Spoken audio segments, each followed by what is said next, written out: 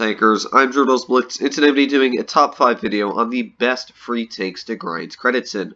Now the reason I wanted to do this video specifically is because I notice a lot of times in my comment section on tanks that I'll say are $20 or $15, which I think is cheap for premiums, a lot of you will still comment, I don't have any money, I can't buy these tanks. So I wanted to make a video on vehicles that you don't have to spend any money on and you can grind a lot of credits doing. So all these tanks are going to be tech tree vehicles obtainable by any single one of you. So I'm going to get straight into the list. The way I ranked these tanks is Blitz Stars actually has the credit coefficient and repair cost factors listed on their website.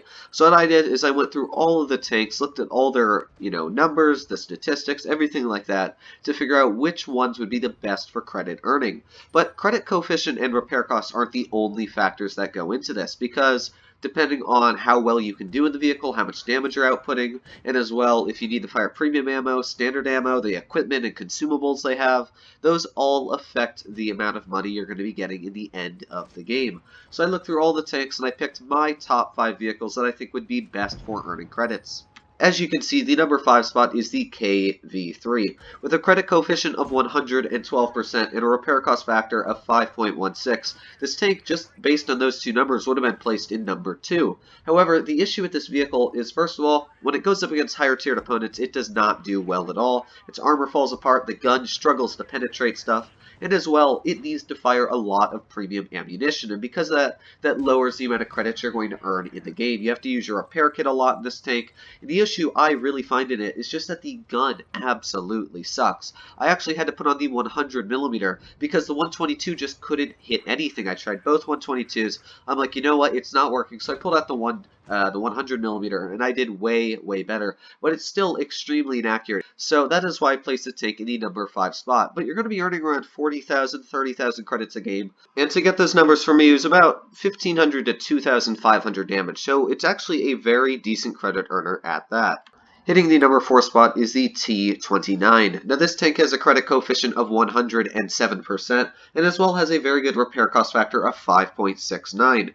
Now the numbers may be a little bit less than the KV3, but the reason this tank earns so many more credits is because its standard penetration is way higher, and as well it's a lot more accurate. In my opinion, its armor is way more reliable, especially with that armor buff. It's sitting at around 190mm thick on that upper plate. You can really angle it and bounce 60 to 70% of the shells fired at you from tier 6 tanks, and still about half the shells from most tier 7s. So because of that, you're going to be doing way better in a vehicle like the T29 than you will be in the KV3. So that's why I have the T29 in the number 4 spot, and I would say it earns around 40,000 to 30,000 credits every game as well.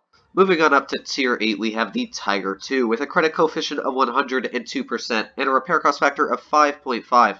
While those numbers are actually the lowest out of all the tanks I picked today, the reason this one is placed so high is just because it's such a practical tank to pull out. With the amazing armor profile, excellent penetration, it's got the German accuracy going with it, it's very quick. Because of that, you're able to pull out more damage in this tank than you would in most of the other vehicles tier for tier. So what that means is more damage is going to give you way more credits, and as well, because this tank's got good armor, you're going to survive more of the games, which means that you don't have to use your repair cost factor at all. So that's why this tank is placed so high. And in fact, when I'm running it, I'm actually getting around, I'd say, 50 to 40,000 credits every single game. The only reason you're actually going to see me earn 40,000 in this game is because I ran my adrenaline twice. So if you're not pulling out adrenaline that much, really trying to save credits, not using that much premium, in my opinion, this is one of the best options you can really pick out there. Getting on up into second place, we have the Centurion Tier 8 Medium with a credit coefficient of 107% and a repair cost factor of 5.6. It actually earns really good credits.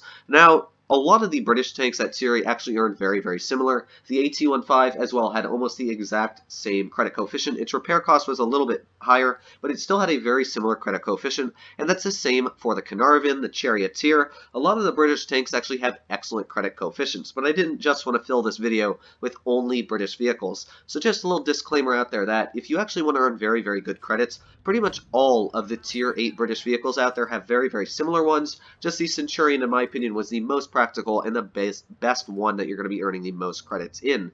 Now the reason for that being is, first of all, the Centurion has the same gun as the Caernarvon, but it's in a medium takes body. So it's got that same 220 millimeters of penetration, which is going to get you through pretty much anything at tier 8 you're aiming at, and most tier 9 targets still, you're easily going to be penning through them, and the premium also has excellent penetration. As well, the tank is very quick, very mobile. It's got 10 degrees of gun depression. The turret armor is excellent. You're going to bounce a lot of shells in the turret, and because of that, it really gives you the ability to just pump out that damage with only a 4.9 second reload. So because of that, you're actually going to be earning around 40,000 to 50,000 credits every single game in this tank, and you're going to be outputting a lot of damage as well. In fact, this is one of my top favorite tier 8 tech tree tanks in the game, so it's an excellent tank to go for if you don't have it, especially because you're going to be earning so many credits in it. Now, before I do get into the last tank, I do want to throw out there that there were a lot of good credit earning tanks I could have picked. There were many, many, many. Some of them had way better credit coefficients than the top 4 I've got listed so far, but the repair cost factor is a little bit off. I thought that they were harder to play. So if you want to check out for yourself all the credit coefficients, I'll have Blitz stars linked in the description down below. All you need to do is go to Tank Compare and then scroll all the way to the bottom of that tank statistics, and it will show you the credit coefficient and all the other statistics if you want to know about the tank as well. It's a great website, and that's really what I use for half of the videos when I'm looking over statistics, and I'll look at Blitz hanger, stuff like that. So make sure to check that link out in the description down below to double check if there's any other tanks that you have that you don't want to grind for to get better credits or something like that, because of course if you don't have a Centurion, you're gonna have to spend 5 million credits getting to that tank, a lot of time grinding it, when you might already have a tank that does earn very good credits. So you can always double check on Blitz stars to see if one of the tanks that you have in your garage is very good at earning credits. So moving on to the number 1 spot is the Type 4 Cheeto. This tank has a credit coefficient of 125%. That is more like some of the premium tanks at tier 6. So it's an excellent credit coefficient there. But the repair cost factor is at 7. But you have to remember it is a tier 6 tank. And if you're anything at like a decent player range, you're going to be doing fine 60%, 70% victories in a tier 6 vehicle. It's actually got a very nice gun, around 140 millimeters of standard penetration, which is going to get you through pretty much anything you need to at tier 6. As well, it's got really good mobility, really good aiming time.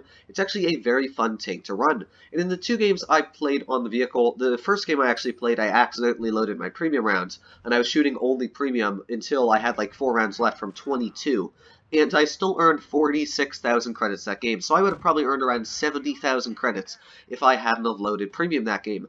And the second game I played in the tank, you can see here, I still earned 45,000 or something like that, which is a very large amount of credits, judging that I only did around 1,600 damage in that game. So you can imagine, if you're getting at a 2,500 damage game, you might be earning 50, 60, 70,000 credits in this tank, and it's only a tier 6 tank, very easy to grind to, and it's excellent. In fact, I earn more credits in this vehicle than I do in most of my tier 7 premiums. So if you are struggling to grind credits in any tier, and you don't have premiums, and you don't want to spend the money on it, which I don't blame you. Wargaming is a very greedy company, so if you want to save your money, don't spend 50 bucks on a premium tank. Pull out the Type 4 Cheeto. You're going to be earning around 50 to 60,000 credits every game when you're doing 2,000 damage or more, which is really, really impressive.